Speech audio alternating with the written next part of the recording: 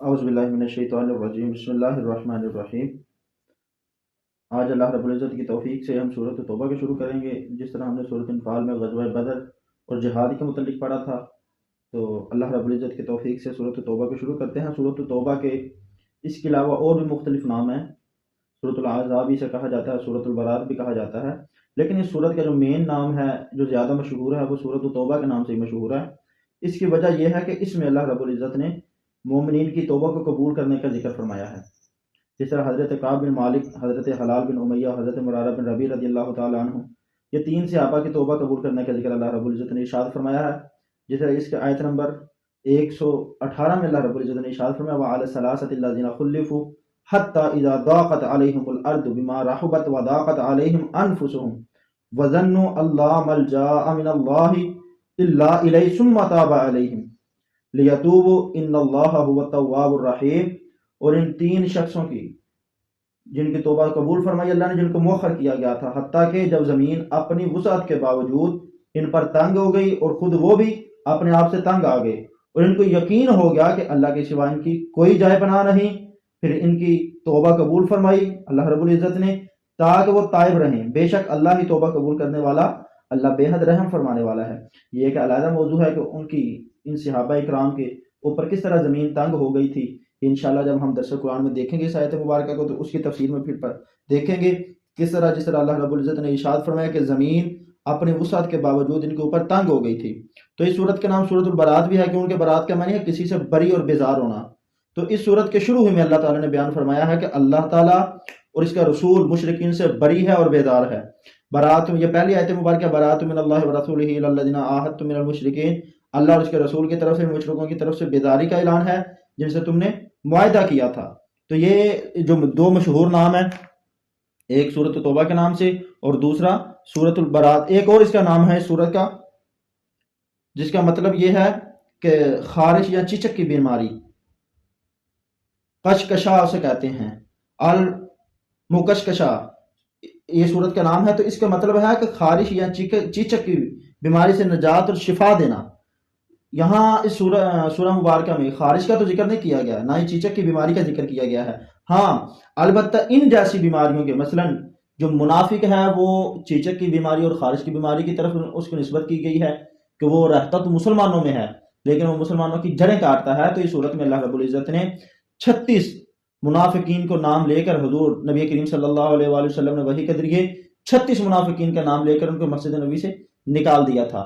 اسی صورت کی آیت نمبر 101 میں اس چیز کا ذکر ہے۔ انشاءاللہ جب ہم درس قرآن میں دیکھیں گے تو اس کی تفسیر میں پھر جائیں گے کہ آیا یہ کیا بات ہوئی تھی اور کس وجہ سے یہ معاملہ ہوا تھا۔ اچھا، اس کا آگے آتا ہے نزول زمانہ، کہ یہ صورت کس زمانے میں نازل ہوئی تھی۔ یہ بات یاد رکھیں کہ یہ صورت، اس کا جو پہلا حصہ ہے وہ تو فتح مکہ کے بعد نازل ہوا، اور جو باقی سورہ ہے وہ غزوہ تبوک کے بعد نازل ہوئی، اور یہ قرآن پاک کی سب سے آخر میں نازل ہونے والی صورت ہے۔ کیونکہ حضرت برہ بن عازب رضی اللہ تعالیٰ عنہ آپ بھی بیان کرتے ہیں، آپ کہتے ہیں، یہ بخاری شریف میں، مسلم شریف کے روایت میں بھی ہے کہ آپ بیان کرتے ہیں کہ جو مکمل صورت نازل ہوئی وہ سورۃ التوبہ ہے، اور جو آخری آیت نازل ہوئی وہ آیت الکلالہ ہے۔ جس سال نبی کریم صلی اللہ علیہ وآلہ وسلم غزوہ تبوک میں گئے، اسی سال اس کے بعد یہ سورہ مبارکہ نازل ہوئی تھی۔ اس کا پیش منظر بھی کچھ اسی طرح ہے کہ تبوک کے اوپر جب نبی علیہ السلام گئے تو یہ تینوں صحابہ، اس کے علاوہ اور بھی تھے لیکن یہ صحابہ خاص کر ان کا ذکر کیا جاتا ہے کیونکہ ان کا ذکر قرآن مجید میں کیا گیا ہے۔ حضرت کعب بن مالک رضی اللہ تعالیٰ عنہ، حضرت مرارہ بن ربیع رضی اللہ تعالیٰ عنہ، اور تیسرے جو صحابی رسول تھے وہ حضرت حلال بن امیہ رضی اللہ تعالیٰ عنہ۔ تو یہ غزوہ تبوک میں شامل نہیں ہو سکے تھے، تو اسی وجہ سے پھر یہ پیچھے رہ گئے، تو نبی علیہ السلام نے ان سے کلام کرنا چھوڑ دیا تھا، تو ان کے اوپر زمین تنگ ہو گئی تھی۔ حضرت عبداللہ بن عباس رضی اللہ تعالیٰ عنہما آپ بیان کرتے ہیں کہ اب اس میں سب سے پہلی جو آیت مبارکہ ہے مشرکین سے بیزار اور ان سے بیداری کا اعلان کرنا۔ حضرت عبداللہ بن عباس کہتے ہیں کہ نبی علیہ السلام نے حضرت ابوبکر صدیق رضی اللہ تعالیٰ عنہ کو امیر حج بنا کر بھیجا۔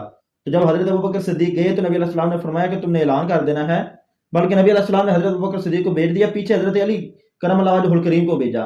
اب حضرت ابوبکر صدیق رضی اللہ تعالیٰ عنہ آپ ابھی رستے میں تھے، آپ نے حضور کی قصبہ اونٹنے کی آواز سنی، تو آپ نے جب دیکھا تو اس کے اوپر حضرت علی المرتضیٰ کرم اللہ وجہہ الکریم آپ سوار ہیں اور آپ آئے ہیں۔ تو حضرت علی المرتضیٰ رضی اللہ تعالیٰ عنہ، چونکہ آپ کو نبی علیہ السلام نے بھیجا تھا کہ آپ نے جا کے اعلان کر دینا ہے میدان عرفات میں کہ آج کے بعد کوئی بھی جو مشرک ہے وہ کعبے کا طواف کرنے کے لیے نہیں آئے گا، کسی کو اجازت نہیں ہوگی، چونکہ وہ ننگا بدن طواف کرتے تھے۔ اس کے علاوہ مسلمان تو اللہ کے نام کا تلبیہ پڑھتے تھے، لیکن وہ بتوں کے نام کا تلبیہ پڑھتے تھے، تو ان کو اس چیز سے روکنے کے لیے، اور یہ خاص بات تھی کہ یہاں تو خود نبی علیہ السلام یہ اعلان کرتے پھر لوگوں کو اعتبار آنا تھا، یا پھر نبی علیہ السلام کا کوئی عزیز کوئی قریبی یہ اعلان کرتا پھر لوگوں کو اعتبار آنا تھا۔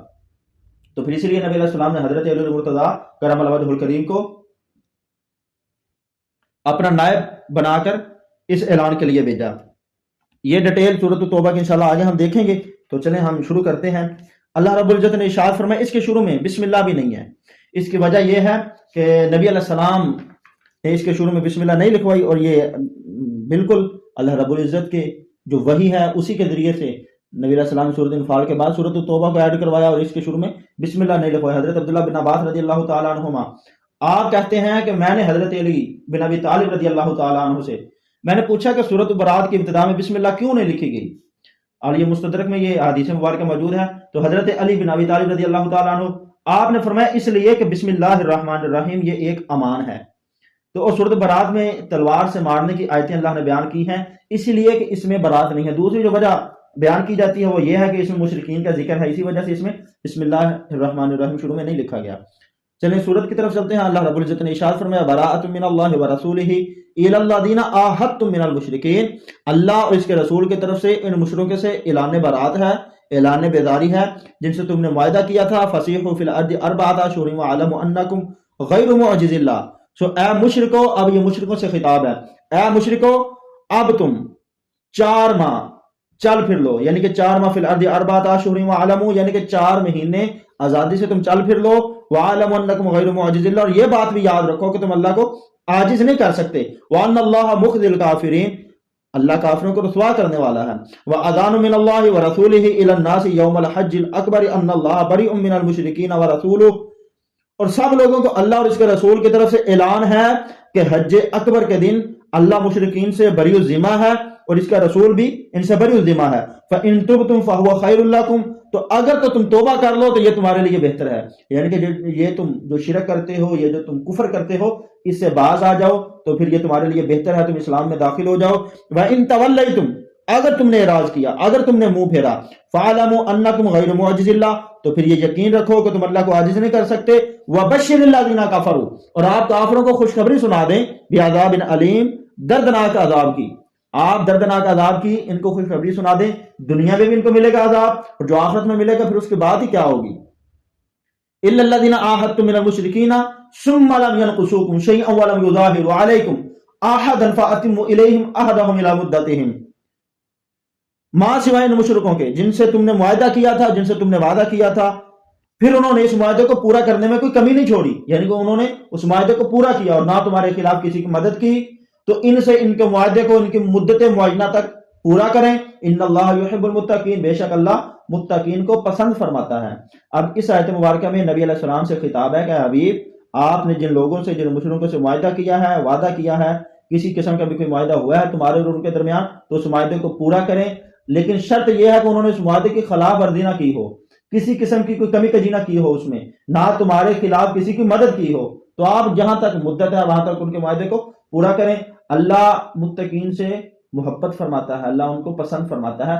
اب یہاں پہ جو بندہ معاہدے کی پاسداری کرنے والا ہے وہ یقیناً اللہ رب العزت نے اس کو متقین کے ساتھ تشبیہ دی ہے، پرہیزگار کے ساتھ تشبیہ دی ہے۔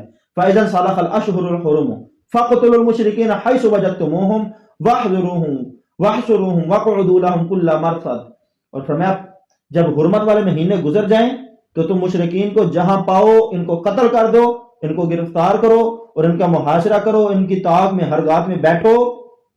فَإِن تَابُوا، تو اگر یہ توبہ کر لیں، وَأَقَامُوا الصَّلَاةَ، اور نماز قائم کریں، وَآتَاءُوا الزَّكَاةَ، زکوٰۃ ادا کریں، فَخَلُّوا سَبِيلَهُمْ، تو پھر ان کا رستہ چھوڑ دو، پھر ان کے رستے میں نہ بیٹھو۔ ان اللہ غفور الرحیم، اللہ بہت بخشنے والا، اللہ بے حد رحم فرمانے والا ہے۔